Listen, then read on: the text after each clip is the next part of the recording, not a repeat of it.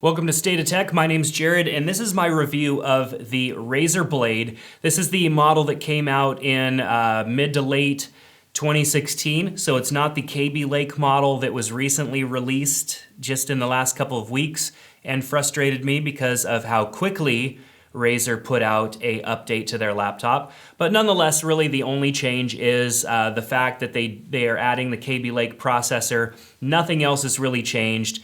Display resolutions, still the same options. RAM, hard drive, all the same options. But this particular model right here is the 2016 version, or the end of 2016 version that has the GTX 1060 in it. This model has 16 gigabytes of RAM. It has a 1 terabyte hard drive in it, and it has the Quad HD, the QHD Plus touch display, 4K resolution, and so it's pretty much the maxed out version that they offer in the new Razer Blade, I think they were calling it, which is kind of a dumb name, but whatever, I get it. You know, I really love the style of the computer, and people talk about this. You know, it's one of the best built looking laptops or notebooks out there. Its build quality is great. You know, as coming from a person who's been using Macs for a lot of years, I wanted something that just has a good solid feel to it, that doesn't feel chintzy or plasticky. You know, I've had a couple of other PCs over this year, and it's just been a bummer because they're just not, the build quality just isn't there. I feel like I'm using something that's eventually going to shatter or break on me. And the Razer Blade here definitely feels like a solid piece of technology. Now, it did take a little bit of time to get used to a 14-inch display, but after a while, that didn't really bother me. I think that the 4K resolution is a little much for a 14-inch display. It really does make it hard for me to be productive in that resolution, so I had to choke it down a bit. And even then, it was hard to just utilize that space well. I was unable to utilize the space of my display as well as I could if I was on a MacBook Pro, or as well as I could if I was plugged into an external display. So for me, most of the time I was plugged into an external display, and I was using a Razer Core with the GTX 1080 inside of that. And if you want to know more about the Razer Core with a GTX 1080, then make sure to check out my review. I'll make sure that there's a link at the end of this video and down in the description below so that you can get to that. But this laptop really is just one of the best laptops that's out on the market for the world of Windows or PCs. You know, the build quality is great, the keyboard feels great. Some people complain about the key throw not being much and have complained about the keyboard, but I actually like it. I come from using a Mac, so the key throw is really short on a Mac, and so I like having, this actually is more key throw than I'm used to. It's just a solidly built piece of machinery, and it just looks great. You know, some people like to show you how you can open it up like that without, you know, having to hold it down. Some people like to, you know, push on the display and show how solid it, or push on the keyboard and show how solid it is. You know, it is just a well-built machine. Now, battery life has been really my main gripe about this laptop. The battery life isn't that great. The fans are always running and you can always hear them, even though it does have 2 fan modes. It has quiet mode and cool mode. So when I'm just using the laptop normally, I'll keep it in quiet mode, which still isn't really that quiet. I mean, it's not bad, but I can always hear it. And if I put it in cool mode, then you definitely hear it. It's actually quite noisy with the fans. Cool mode you really only need to go into though if you're gaming or if you're doing some video editing and you happen to be in the rendering phase of that video editing. Otherwise, there's really no need to go into cool mode and turn on those noisy fans.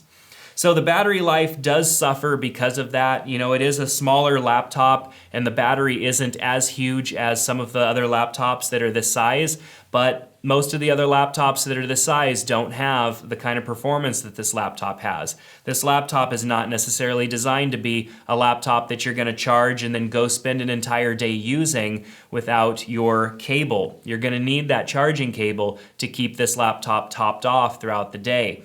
My average is, if I was just doing internet browsing and emails and some random stuff like that, I would end up probably getting, around 2.5 to 3 hours of use out of it. But if I had too many Chrome tabs opened, or if I opened up another application or two, it would cut that time down a bit. And if I tried video editing or doing something, more heavy using Adobe Lightroom, or editing some video without the cable plugged into the side of it, I was definitely cutting my battery life in half and was not able to get very good battery life at all. And if I went into the rendering process, kiss that battery goodbye, I was able to kill an entire battery in about 35 minutes while rendering out, which, I mean, you'll kill a battery on any computer trying to render out video, so that's really not a valid argument. The display is fantastic. It's a little warmer than what I was used to on a MacBook Pro, but I do really enjoy the display. It's great.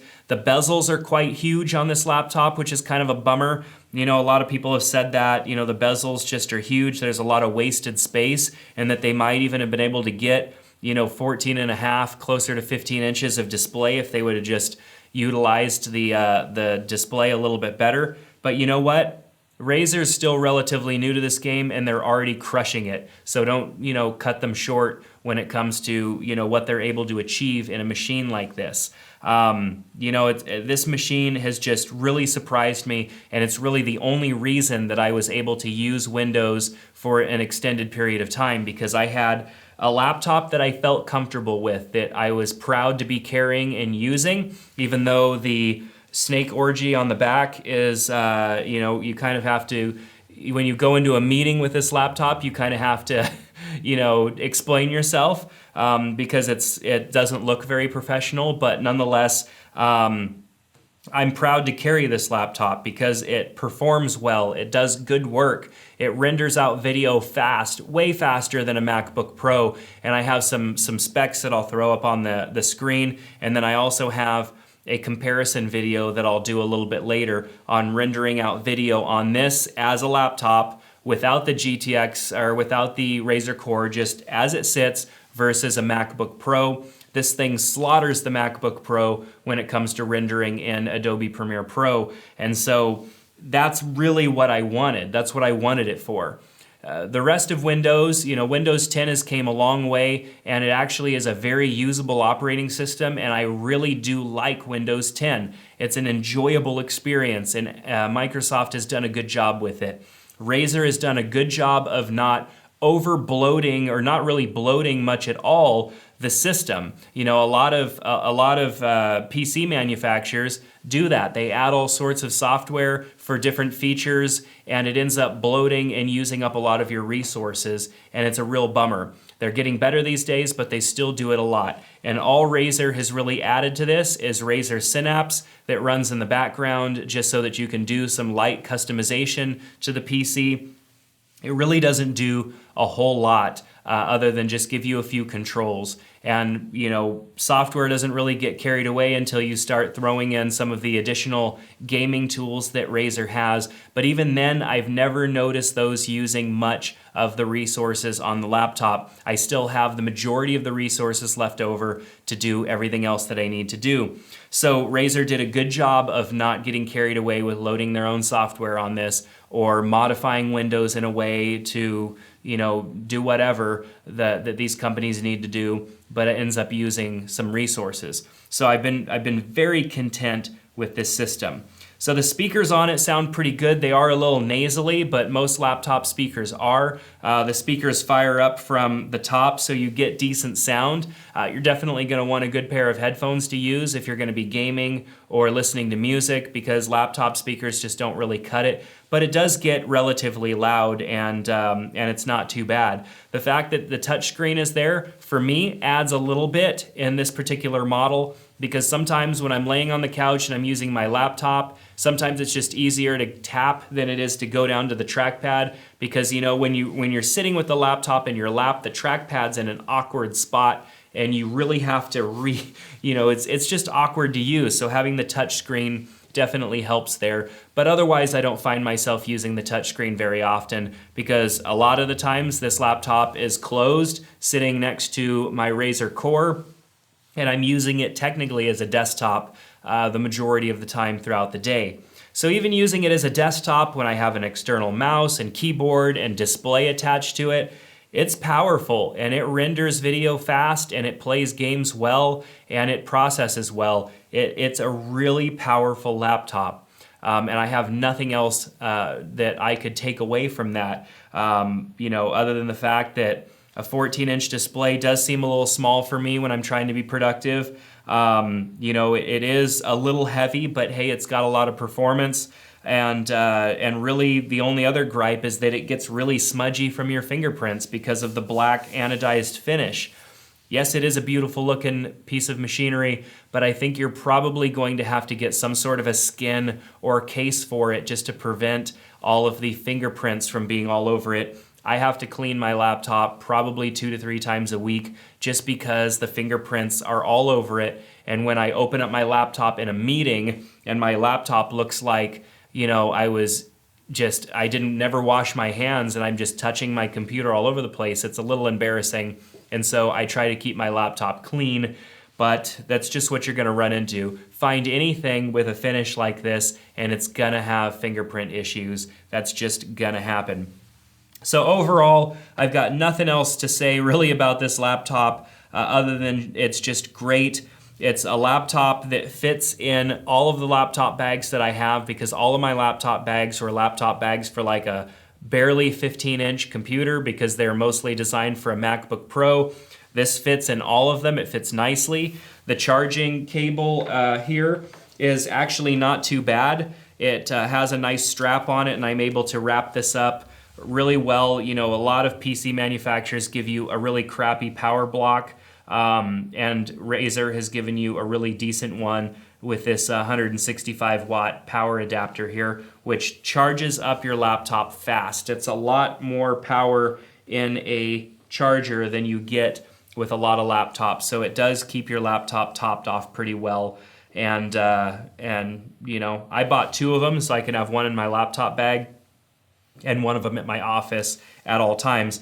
If you are going to go Razer Core, one thing that I didn't even mention in my Razer Core review video is that the Razer Core will not charge this laptop through the Thunderbolt 3 port. So if you go Razer Core and you're going to put a GTX 1080 or something like that in the Razer Core, you're going to still need your power cable. It's just, it requires enough power to charge this laptop that it can't handle going through that Thunderbolt 3 port on the side, along with providing the data and everything else. So that's gonna do it for this review of this laptop. I know I didn't get super technical because many other reviewers have. There are technical reviewers out there and you can go watch their videos. I did provide a link in the description below to this particular model so that you can check it out, see all the specs and on pricing and all that stuff. And really, if you're into gaming, you're probably going to be better off getting the 1080 display than the 4K display.